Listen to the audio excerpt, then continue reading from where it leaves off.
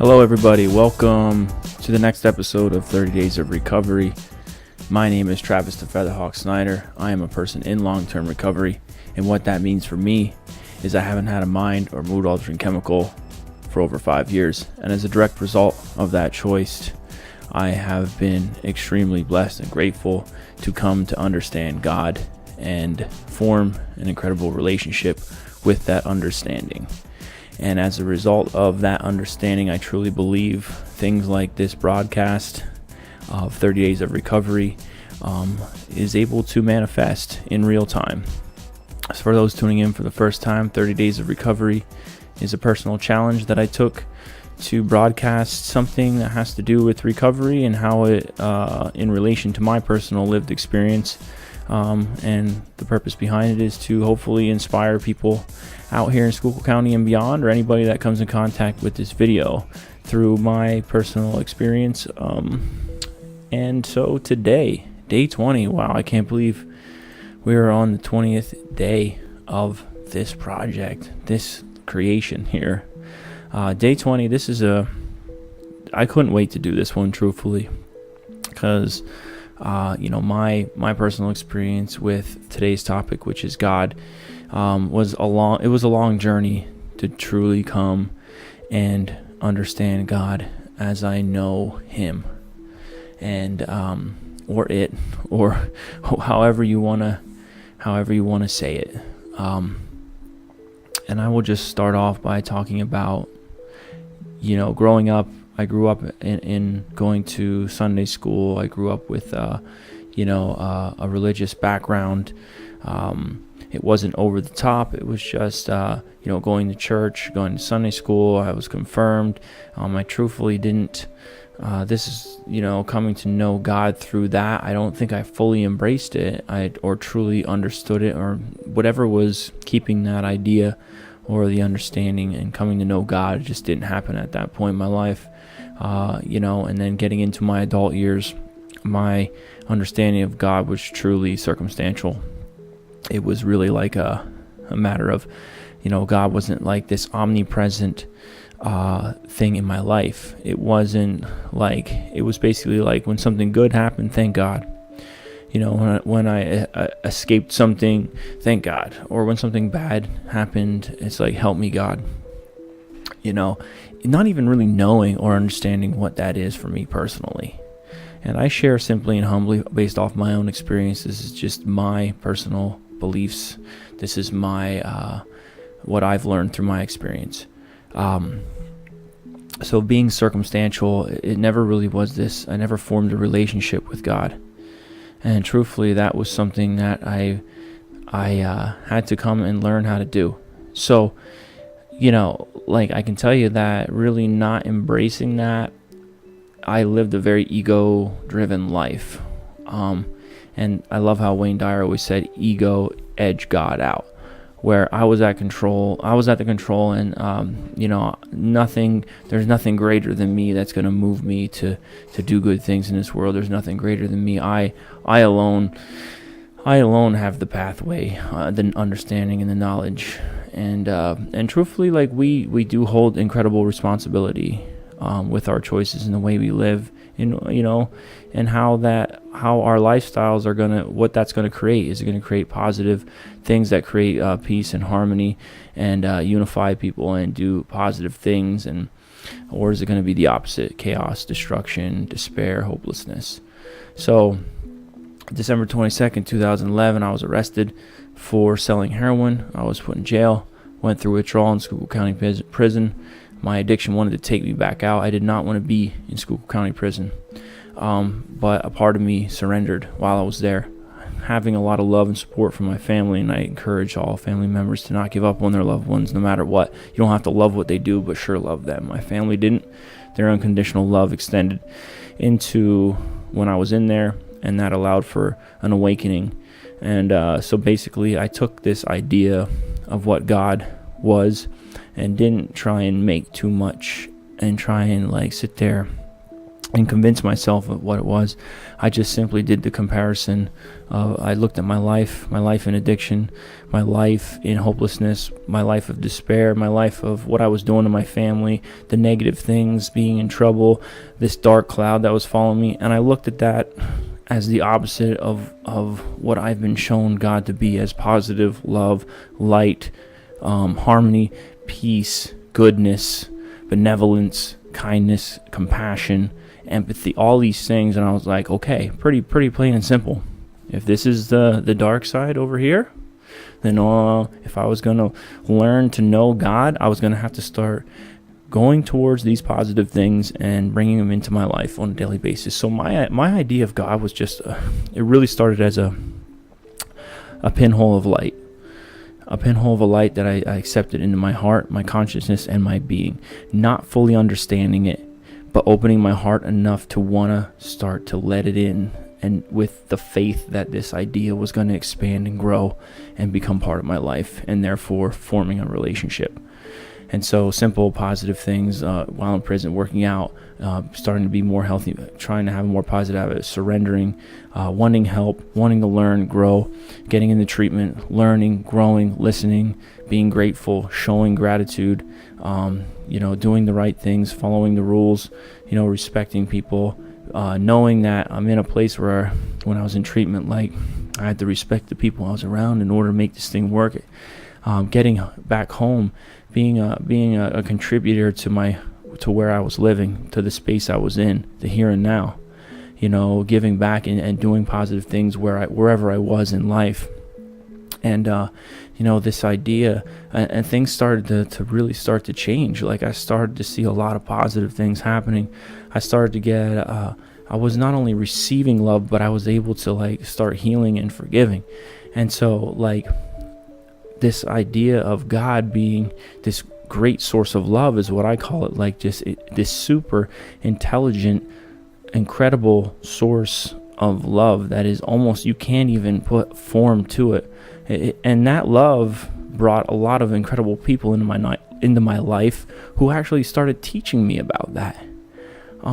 There's just so many people, people that have also different beliefs, but I opened my heart and they were teaching me all these things, and that brought me closer to God as I started to understand Him. And that came through the rooms, through 12 steps. It came through being around very spiritual people from all different sets of beliefs.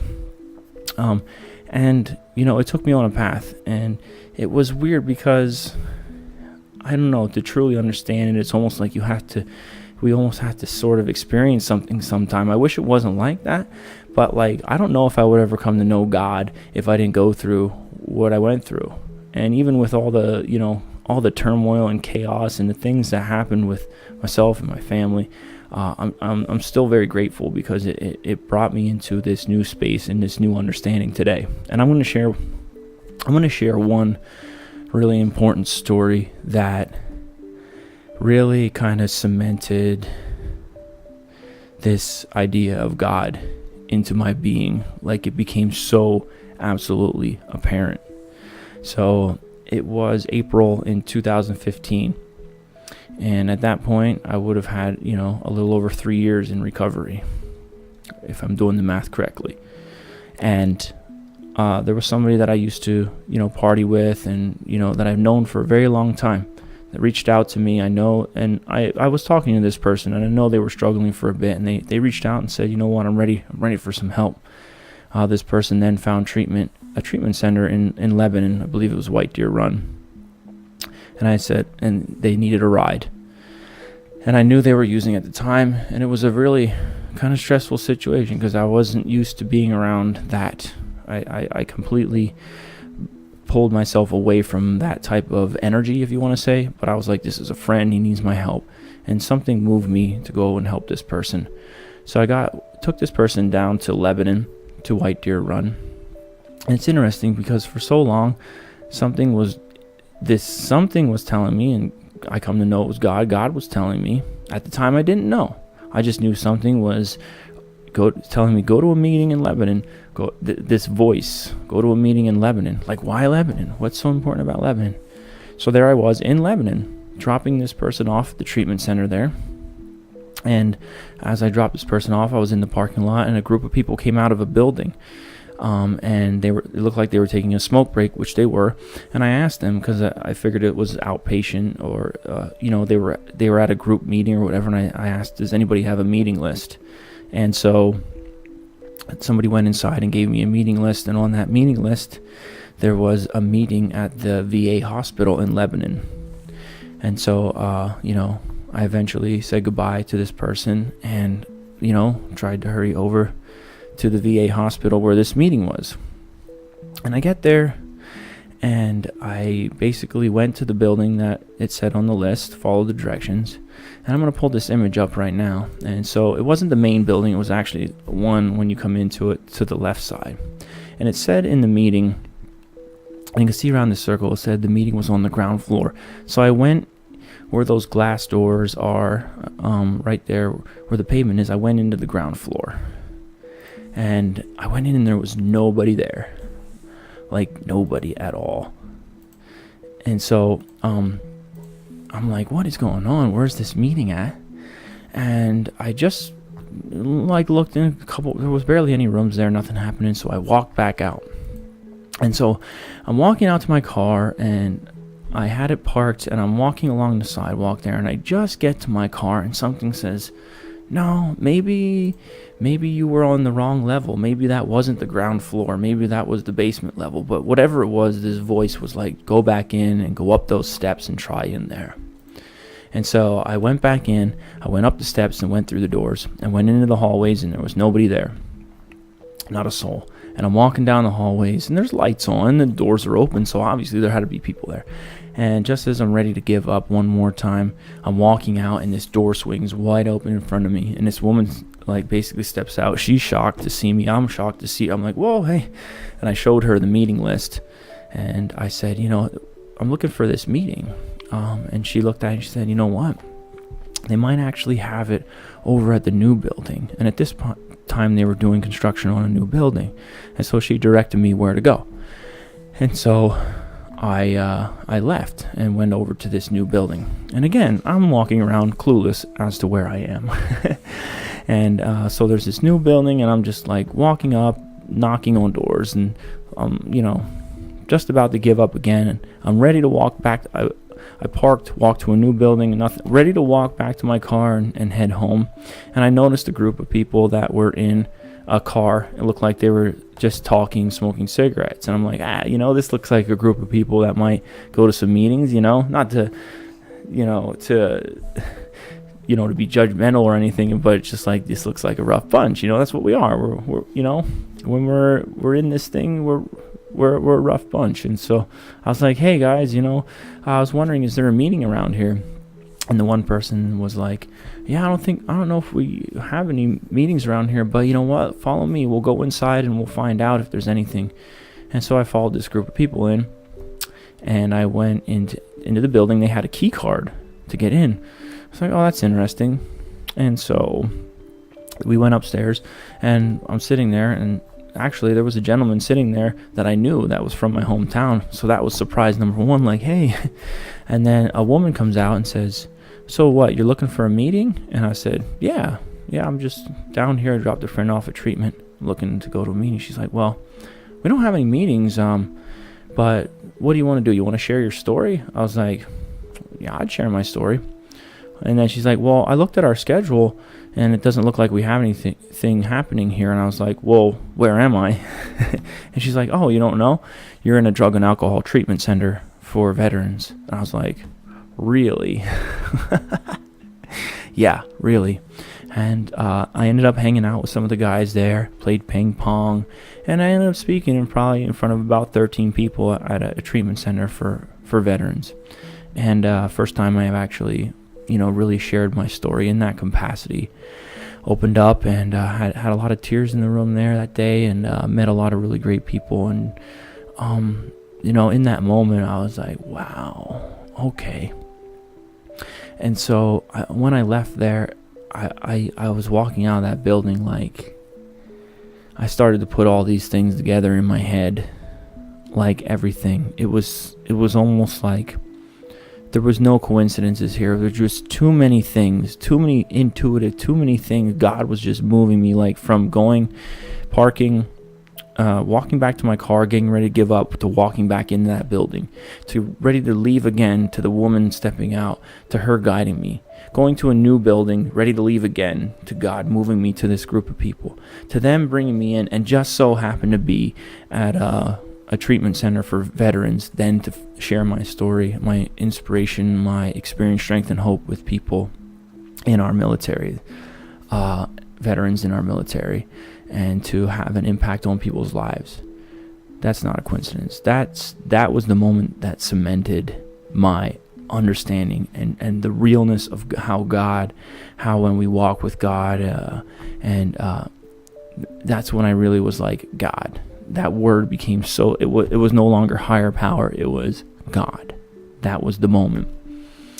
And it was interesting because I left there and I was I was hungry because like so much energy and emotion was from that day.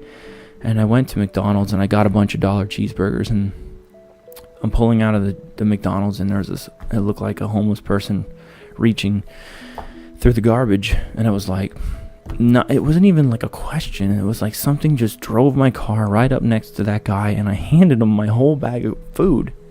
And I went back around and got another bag for myself. And at this point, I'm like fired up. I'm like, yeah, come on, God, what else you got for me? And I think that's when that was the moment. That was really one of the breakthrough moments when I started to realize what having a relationship with God is really about, and that it's a very much a collective thing of, and it's a very powerful type of love. It's a very unconditional love. It's a very and sometimes it's a very hard thing to really truly, because we live in a world where we just want to, everything has to be almost tangible and right here, right now. I need to experience right here and right now. But it's always a process. And, that moment set me off on this path to wanting to learn. I just became so hungry for this stuff. Like, I felt so much purpose in that. And then, this brought me back into a lot of brought me back into my Christianity, into, getting into scripture and getting back involved in my church, to like really grow this relationship, and then come to know Christ and to learn about him and what he did, and what that means to us, to all of humanity, and then also to me personally, and what it, and so I'm still very hungry. I'm still very into this, but that's my story on God. And I know this is a long podcast because it's something like this. It can't be said in a couple of minutes. It took a lifetime, not a lifetime, but most of the first 20 years, I'd say 15 years of my adult life to really come into this understanding. And it came through suffering, and it came through opening my heart and surrendering and allowing that great source of love, and finding ways to contribute to the people and spaces around me. It became more of a community, the idea of community. What can I do, not only to improve my life, but help others improve their lives, and how I let that great, powerful, intelligent, just immense source of love and light move through my heart, and how I can expand that out into the world. So this is my talk on God for 30 days of recovery, and I hope that my story has inspired anyone out there that tuned in.